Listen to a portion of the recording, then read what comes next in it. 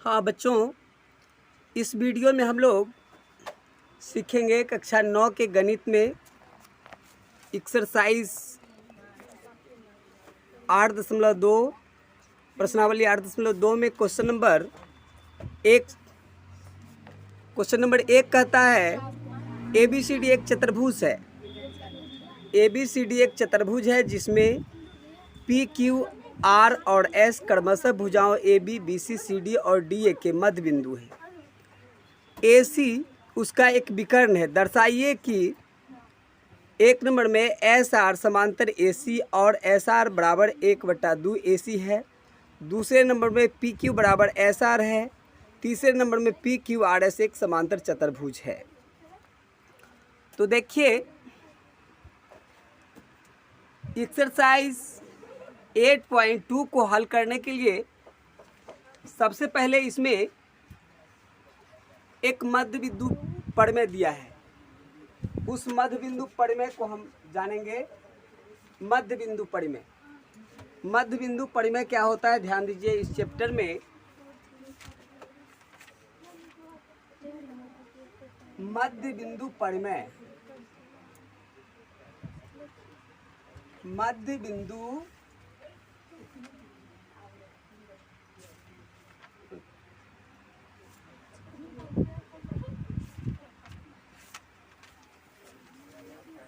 मध्य बिंदु प्रमेय, इस चैप्टर को हल करने के लिए सीखना होगा मध्य बिंदु प्रमेय।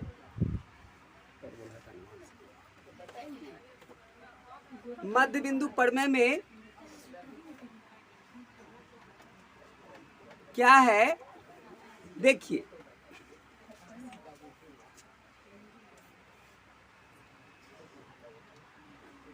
मध्य बिंदु प्रमेय में बताया गया है ना कि कोई भी त्रिभुज में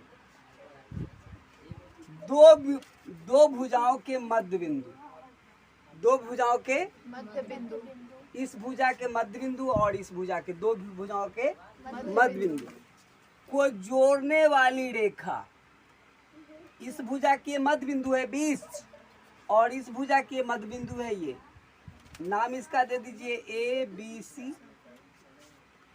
AB भुजा का मध्य बिंदु हो गया ये P और AC भुजा का मध्य बिंदु हो गया Q। ये मध्य बिंदु, मध्य बिंदु प्रमेय में क्या बताया गया है, इसमें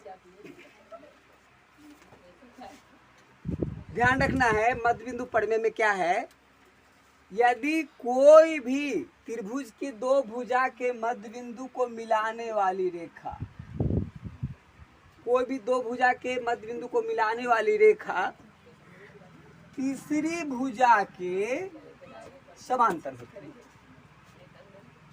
याद रखना है, मध्य बिंदु प्रमेय में बताया गया है, क्या बताया गया है कि कोई भी त्रिभुज की दो भुजा के, ये मध्य बिंदु है, दो भुजाओं के मध्य बिंदु को मिलाने वाली रेखा तीसरी रेखा के समांतर होती है।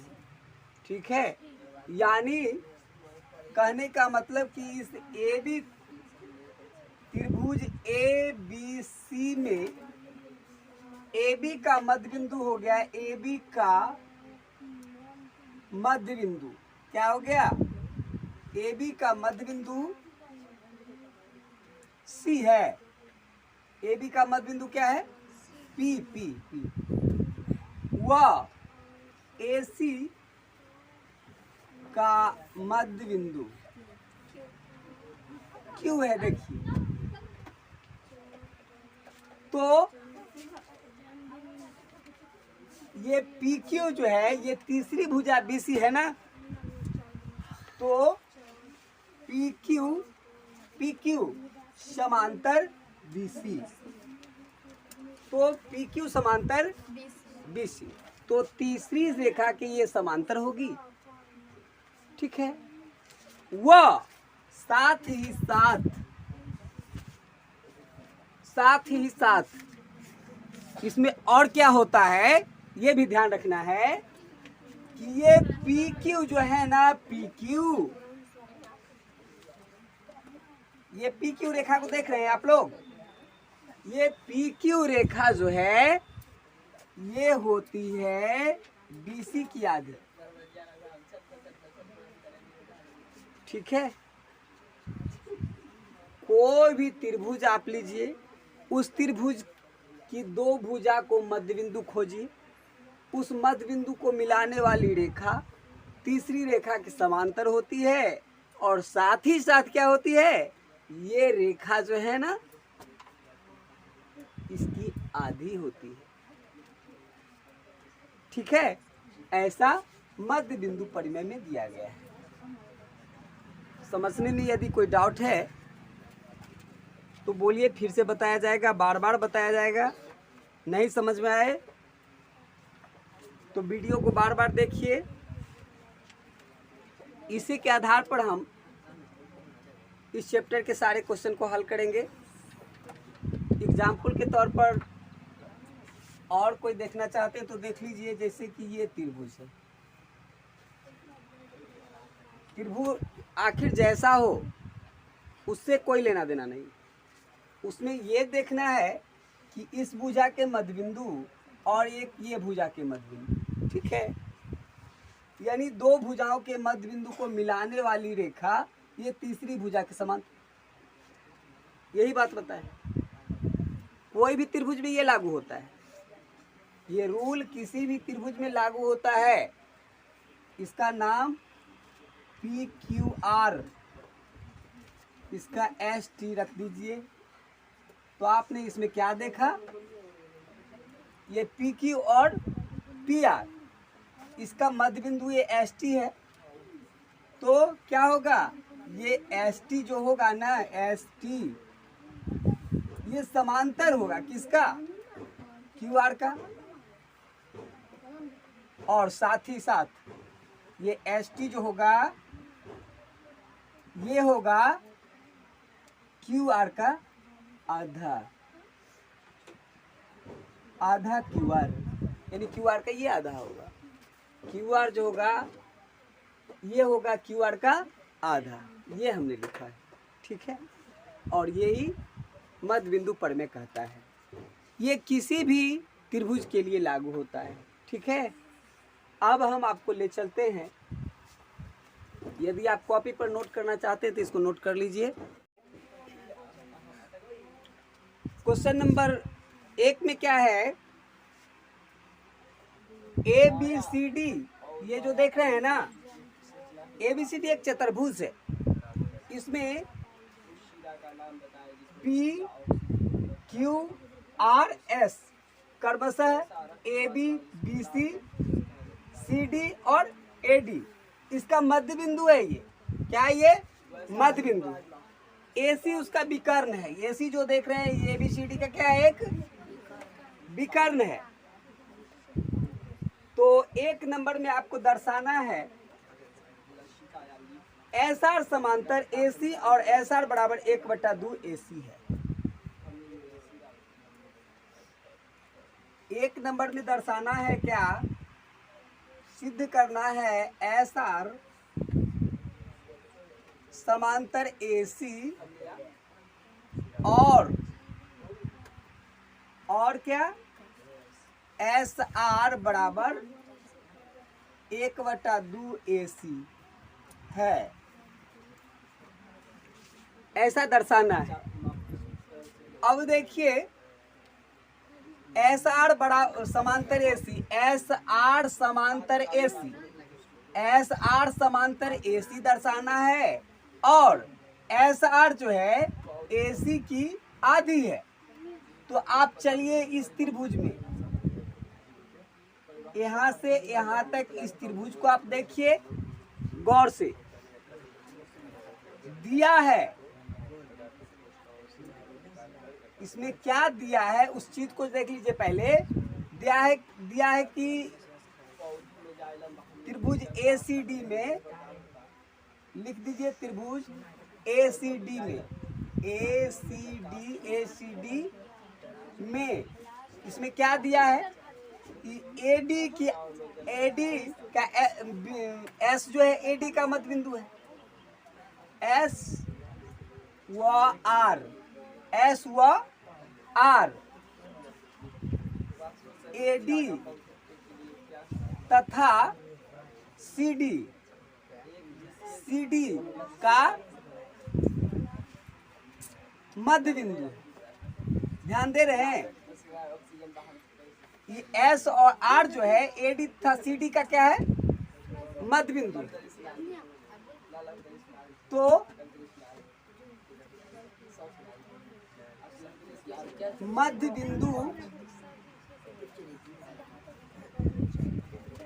पड़ने से, मध्य बिंदु पड़ने से अभी अभी बताए हैं ना कि इस त्रिभुज में देखिए, इस भुजा का एस और इस भुजा का आर ये मध्य बिंदु है।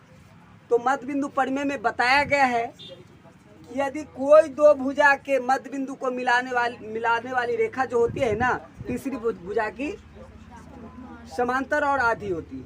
ठीक है, तो मध्य बिंदु परिमेय से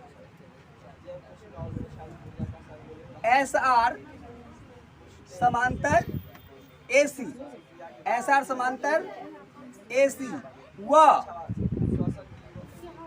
एस आर बराबर 1/2 AC है। ठीक है, यही बात हमको दर्शाना था। पुनः देखिए,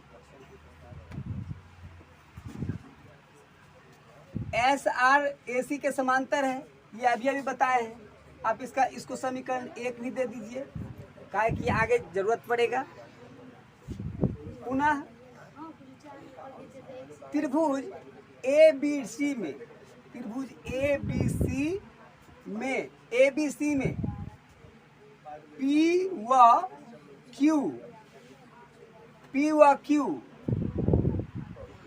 AB तथा BC का मध्य बिंदु है। ये P और Q जो है AB और BC का क्या है, मध्य बिंदु है। तो मध्य बिंदु परिमेय से हम लोग जानते हैं ना,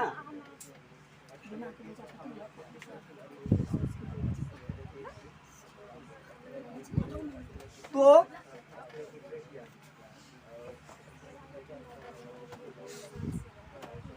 मध्य बिंदु परिमेय से, तो मध्य बिंदु परिमेय से, मध्य बिंदु परिमेय में हम लोग क्या पढ़े हैं कि यदि कोई भी त्रिभुज की दो भुजा के मध्य बिंदु को मिलाने वाली रेखा जो है तीसरी भुजा क्या होती है, आधी होती है और उसका समांतर भी होती है। ठीक है, तो इसलिए आप यहाँ क्या लिखिएगा,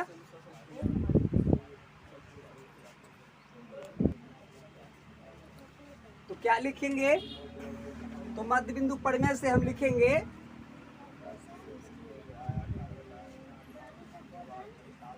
PQ समांतर AC, PQ समांतर AC व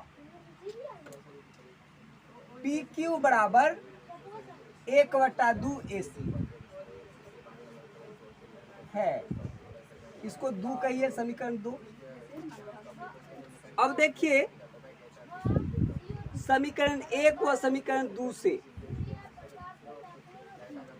समीकरण 1 व 2 से, समीकरण 1 में आपको हम दिखाए कि एस आर समांतर AC व एस आर बराबर 1/2 AC, एस आर बराबर 1/2 AC। समीकरण 1 में आपने क्या देखा, एस आर बराबर 1/2 AC, और समीकरण 2 में क्या देखे, PQ आर बराबर 1/2 AC, यानी 1/2 AC 1/2 AC, एस आर बराबर 1/2 AC, PQ बराबर 1/2 AC। तो बताइए PQ बराबर एस आर बराबर PQ होगा या नहीं होगा ना। तो इसलिए ये 2 के लिए हम किए थे, यहाँ 2 नंबर लगा दीजिए। तो इसलिए आप लिखिएगा समीकरण 1 व समीकरण 2 से पी क्यू बराबर एस आर और ये हमको 2 नंबर में सिद्ध करना था। पी क्यू बराबर एस आर, तो पी क्यू बराबर एस आर सिद्ध कर दिए, यानी दूसरे नंबर में पी क्यू बराबर एस आर कह रहा था, तो पी क्यू बराबर एस आर हो गया। अब चलिए तीसरे नंबर में कहता है कि पी क्यू आर एस एक समांतर चतुर्भुज है। तीसरे नंबर में कह रहा है कि बताइए पी क्यू आर एस एक समांतर चतुर्भुज है, तो बिल्कुल पी क्यू आर एस एक समांतर चतुर्भुज है। अभी आपने देखा कि ये भुजा और ये भुजा बराबर है और समांतर भी है। ये भुजा और ये भुजा बराबर भी है और समांतर भी है, बताए हैं ना, बराबर भी है और समांतर भी है। क्या इस चतुर्भुज में एक जोड़ी भुजा जो है बराबर और समांतर है। आप यहाँ लिख सकते हैं इस चतुर्भुज में एक जोड़ी भुजा बराबर है और समांतर भी है, बराबर है और समांतर है, बराबर है और समांतर है। अब ये भी बताए हैं ना इसमें कि ये भुजा इस भुजा के बराबर है और बराबर के साथ साथ क्या है, समांतर भी है। पी क्यू बराबर एस आर, ये भुजा ये भुजा बराबर है ना, और बराबर के साथ साथ ही पी क्यू समांतर ए सी, और इधर बताए हैं एस आर समांतर ए सी, मतलब क्या, एस आर समांतर पी। तो ये दोनों समांतर भी है और बराबर भी है। तो कोई भी समांतर चतुर्भुज होने के लिए, कोई भी चतुर्भुज को समांतर साबित होने के लिए उसमें चतुर्भुज के कोई भी एक जोड़ी भुजा जो है समांतर होना चाहिए और बराबर होना चाहिए।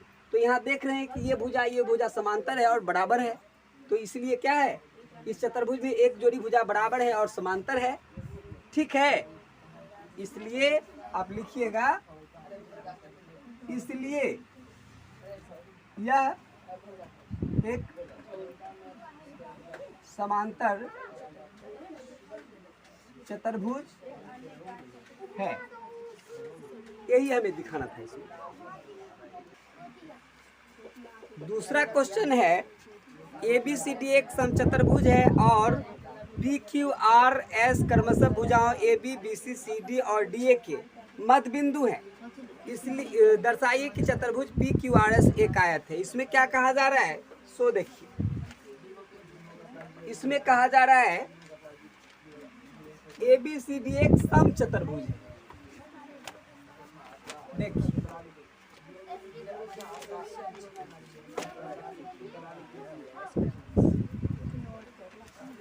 ए बी सी डी, ये जो देख रहे हैं ए बी सी डी एक समचतुर्भुज है।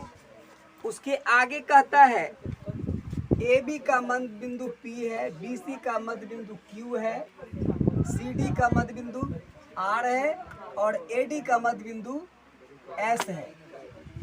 ठीक है, A B B C C D और डी ए का मध्य बिंदु है ये। दर्शाइए कि चतुर्भुज पी क्यू आर एस, देखिए ये P Q R S, P Q R S ये जो देख रहे हैं, कहता है कि दर्शाइए कि चतुर्भुज पी क्यू आर एस एक आयत है। आप पहले से जानते हैं कि आयत होने के लिए, आयत, कोई भी चतुर्भुज को आयत होने के लिए उसके क्या क्या शर्त हैं। शर्त ये है, आयत होने के लिए, आयत होने के लिए क्या शर्त है वो जानिए। आयत होने के लिए शर्त है कि इसका एक कोण 90 डिग्री होना चाहिए। एक कोण क्या होना चाहिए, 90 डिग्री होना चाहिए। एक कोण 90 डिग्री होना चाहिए। साथ ही साथ ये भी शर्त है कि उसके आमने सामने की भुजाएं बराबर हो। उसके आमने सामने की भुजा क्या है? आमने सामने की भुजाएं बराबर हो। आमने सामने की भुजाएं बराबर हो। अगर ये होता है आमने सामने की भुजाएं बराबर और कोई एक को 90 डिग्री, तो वह एक आयत होता है। तो इसमें हमको पी क्यू आर एस को आयत सिद्ध करना है। कैसे सिद्ध करेंगे आयत, वो देखिए। हम क्या करते हैं, इसके विकर्ण AC को जोड़ देते हैं। AC को क्या करते हैं? जोड़ देते हैं।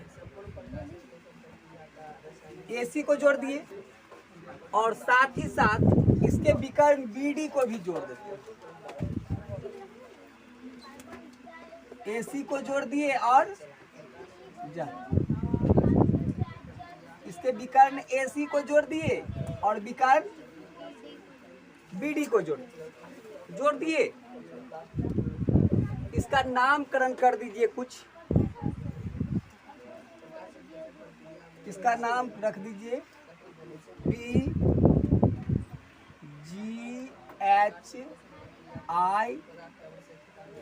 कुछ नाम रख दीजिए। जरूरत पड़ने पर उसको प्रयोग करेंगे, यूज करेंगे।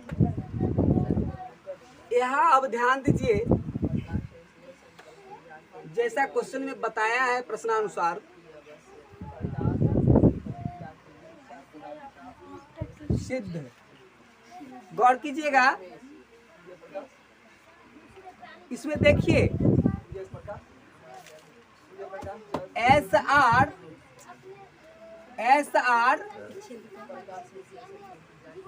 समांतर AC, SR समांतर AC, SR समांतर AC व SR बराबर 1/2 AC, 1/2 AC। ऐसा क्यों है? ऐसा क्यों है?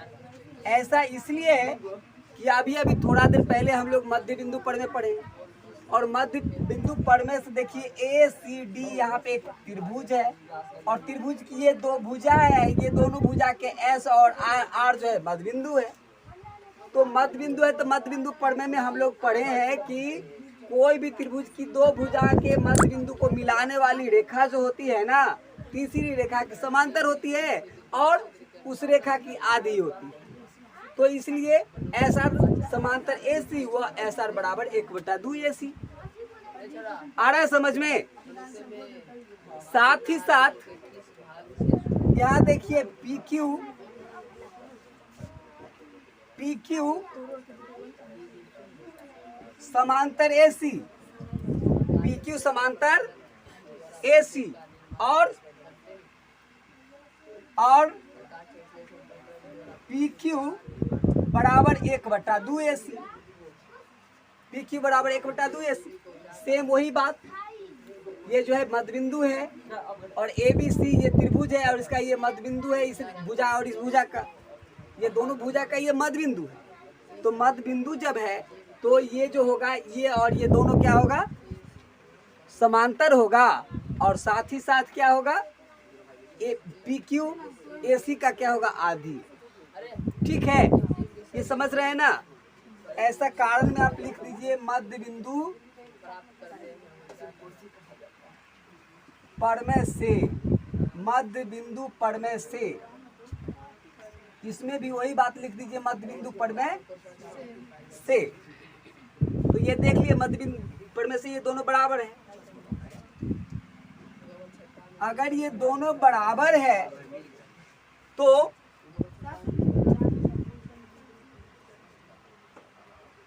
ये दोनों समांतर और बराबर। अभी इसके बराबर ये और इसके समांतर ये, इसके बराबर ये और इसके समांतर ये बताएं।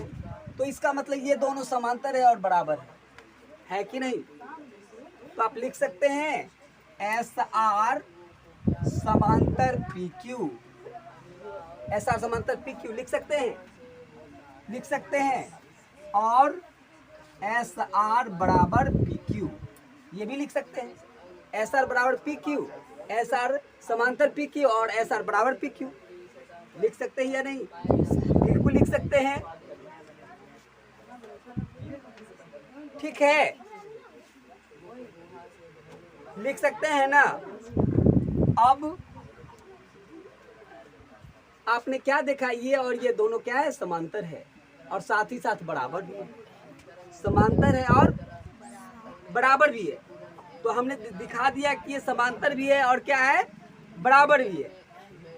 अब आप चलिए चतुर्भुज पी क्यू आर एस में, किसमें, पी क्यू आर एस में, पी क्यू आर एस में न जा करके देखिए यहाँ इसको इससे मिलाए हैं ना, तो यहाँ पे ये देखिए यहाँ भी चतुर्भुज बन गया है, इसका नाम GHI दे दिए हैं। इसमें देखिए इस भुजा के समांतर ये भुजा है, इस भुजा के समांतर ये भुजा है, तो बताइए इस भुजा के समांतर ये भुजा होगा कि नहीं होगा ना? तो आइए PGHI में इसमें आए हैं, इसमें PGHI में चतुर्भुज लिख दीजिए, चतुर्भुज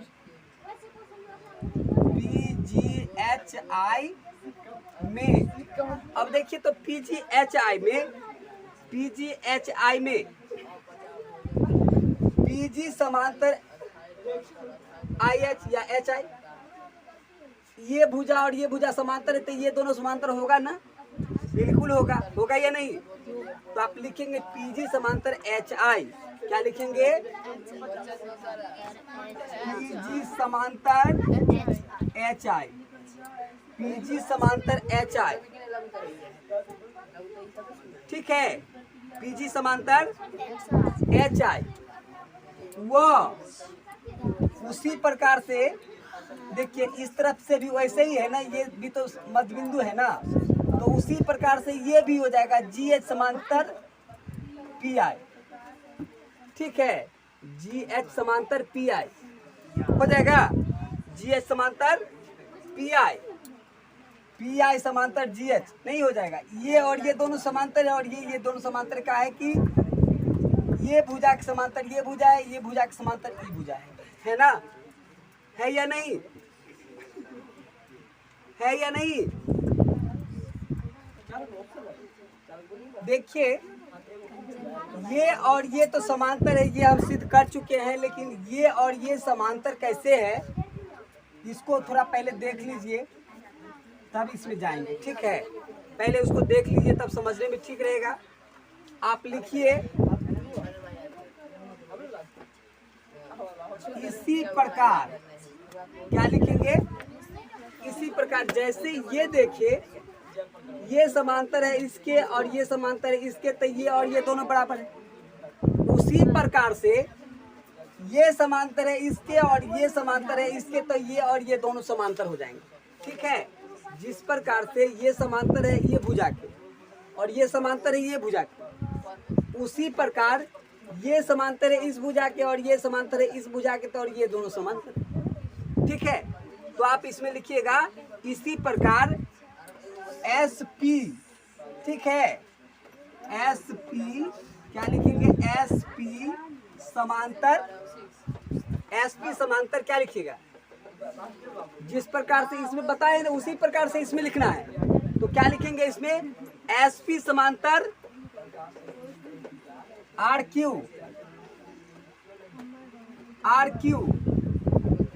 और SP बराबर RQ। जैसे ऊपर वाला बताए उसी प्रकार से ये भी है, जिस प्रकार से इसमें आपने देखा उसी प्रकार से SP बराबर RQ और SP बराबर RQ और SP बराबर RQ। ठीक है, जैसे इसमें बताया वैसे ही इसमें। तो जब इस भुजा के बराबर ये है तो ये भुजा के बराबर भी ये हो जाएगा और ये भुजा के बराबर ये हो जाएगा और उसके समांतर भी हो जाएगा। ठीक है, तब आगे लिखिए अब,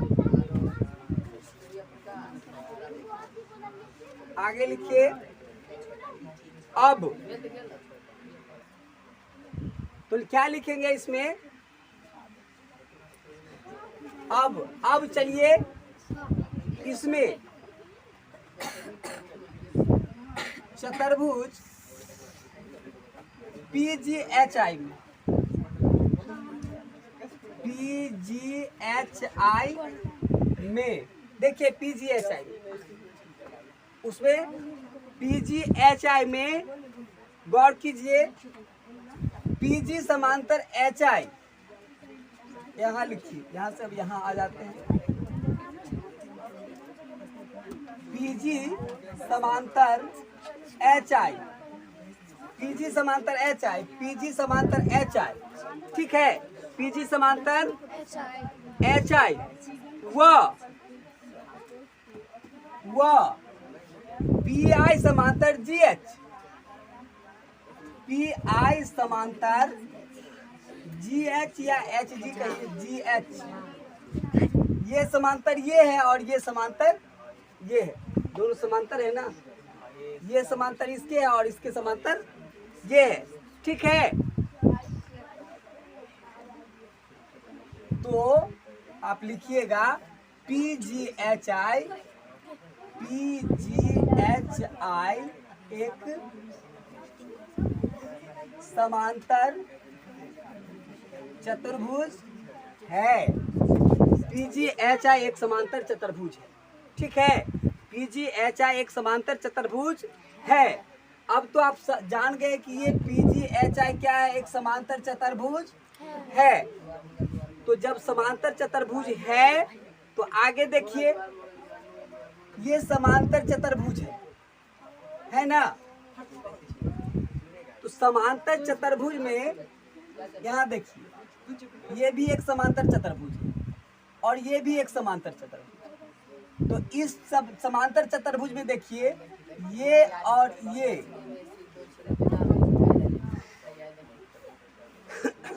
यहाँ देखिए, ये H है ना, H देख रहे हैं, इसकी ये और ये यहाँ पे प्रतिच्छेद कर रहा है, प्रतिच्छेद कर रहा है ना, देख रहे हैं। आप लिखिएगा कोण H बराबर कोण P, कोण H बराबर कोण P, कोण H बराबर कोण P। क्यों लिखेंगे कोण H बराबर कोण P? ये समांतर चतुर्भुज है, अभी सिद्ध किए। तो ये समांतर चतुर्भुज के सामने के कोण बराबर होते हैं। समचतुर्भुज के सम्मुख कोण क्या होते हैं? बराबर होते हैं। रीजन में आप लिख सकते हैं समांतर चतुर्भुज के सामने के कोण, समांतर चतुर्भुज के सामने के कोण है। ठीक है, तो इसलिए क्या होगा, कोण H बराबर कोण P, कोण H बराबर कोण P, ये लिखिएगा। और देखिए, ये जो देख रहे हैं ABCD का, ये जो है, ये विकर्ण एक दूसरे को H पर प्रतिच्छेद कर रहा है ना। तो ये विकर्ण जो है ना, एक दूसरे को 90 डिग्री के अंश पर काटता है। कितना डिग्री कोण पर काटता है? 90 डिग्री। यहाँ पे 90 डिग्री का कोण बनेगा। कितना डिग्री का कोण बनेगा? 90 डिग्री का कोण। आप लिखिएगा कोण 90 डिग्री बराबर कोण H, कोण H या ये कोण P और कोण H तो दोनों बराबर है ना। तो कोण 90 डिग्री बराबर कोण P, क्योंकि H और P बराबर है। और ये कोण 90 डिग्री है। क्यों 90 डिग्री है? क्यों? कारण में आप लिखिएगा समांतर चतुर्भुज के विकर्ण पर परस्पर 90 डिग्री के कोण बनते हैं। समझ गए? समांतर चतुर्भुज के विकर्ण परस्पर 90 डिग्री पर समद्विभाजित होते हैं। समझ गए? क्या लिखिएगा इसमें? कारण में आप यहाँ लिख दीजिए समांतर चतुर्भुज के विकर्ण जो होते हैं ना, समांतर चतुर्भुज के विकर्ण जो होते हैं ना, ये समचतुर्भुज भी है ना जी। समचतुर्भुज, ये देखिए ऊपर में आपका क्वेश्चन ही दिया था ABCD एक समचतुर्भुज है। तो आप लिखिएगा सम चतुर्भुज के विकर्ण, समचतुर्भुज के विकर्ण परस्पर 90 डिग्री के कोण पर समद्विभाजित होते हैं। ठीक है, उसके कारण लिखना है समचतुर्भुज के विकर्ण परस्पर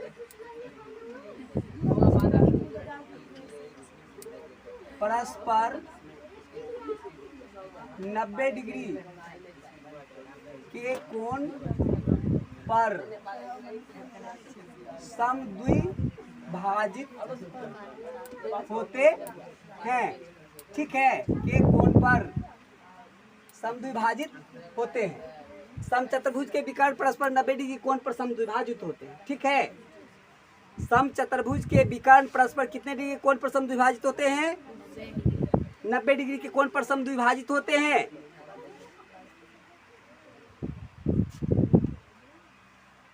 तो ये कोण 90 डिग्री हो गया, कोण P 90 डिग्री हो गया ना। अब देखिए ये आमने सामने के कोण बराबर हैं और एक कोण 90 डिग्री है ना जी। आमने सामने के कोण बराबर है और एक कोण क्या है? और पहले हम जब हिसाब को शुरू किए थे कि किसी चतुर्भुज को आयत सिद्ध करने के लिए हमें एक कोण 90 डिग्री और आमने सामने की भुजा बराबर सिद्ध करना होगा। तो हमने ये सिद्ध कर दिया इसमें कि आमने सामने की भुजा बराबर है और एक कोण 90 डिग्री है। तो आप लिखिएगा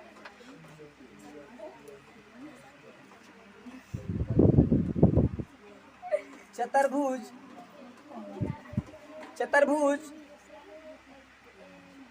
PQRS में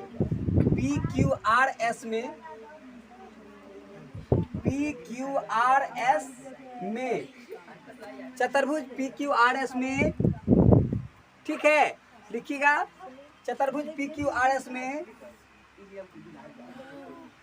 आमने सामने की भुजाएं बराबर है और एक कोण 90 डिग्री है। एक कोण 90 डिग्री है। अतः क्या लिखिएगा? अतः PQRS एक आयत है और यही हमें सिद्ध करना था। यही सिद्ध करना था कि PQRS एक आयत है, सिद्ध करें। आया समझ में? ठीक है।